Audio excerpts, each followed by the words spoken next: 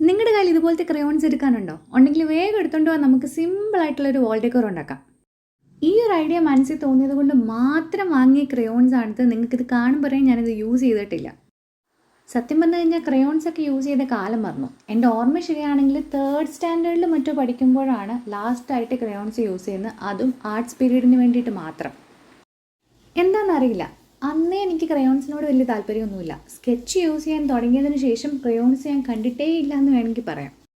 പിന്നെ പുറത്ത് നല്ല മഴ നടക്കുന്നുണ്ട്. മഴ കംപ്ലീറ്റ്ലി മാറിയിട്ട് വോയിസ് ഓവർ ചെയ്യാമെന്ന് വിചാരിച്ചാൽ അത് നടക്കില്ല.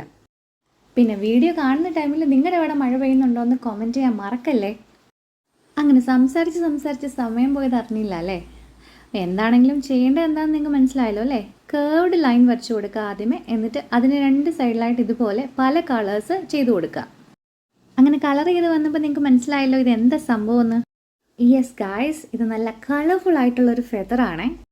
ഇതുകൊണ്ടൊന്നും പണി തീർന്നില്ല. ഇനി വേണ്ടത് നമുക്ക് കുറച്ച് ഐസ്ക്രീം സ്റ്റിക്സ് ആണ്. ഈ സ്റ്റിക്സ് യൂസ് ചെയ്ത് നമുക്ക് നല്ലൊരു ഫ്രെയിം ഉണ്ടാക്കിയെടുക്കണം.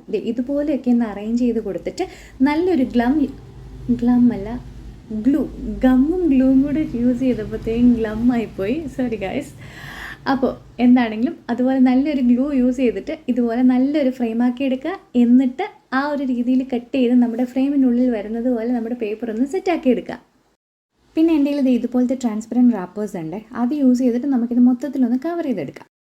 ഈ റാപ്പേഴ്സിൻ്റെ ലിങ്ക് എന്നോട് ചോദിക്കില്ല. ഇത് ഇവിടെ അടുത്തുള്ളൊരു ഹൈപ്പർ മാർക്കറ്റിൽ നിന്ന് ഞാൻ വാങ്ങിച്ചതാണേ. അപ്പോൾ ഈ ഡെക്കോർ ക്യൂട്ടാണോ ഈസ്തെറ്റിക് ആണോ നിങ്ങൾ പറയാം. പിന്നെ ലൈക്ക് ചെയ്യാനും സബ്സ്ക്രൈബ് ചെയ്യാനും മറക്കല്ലേ.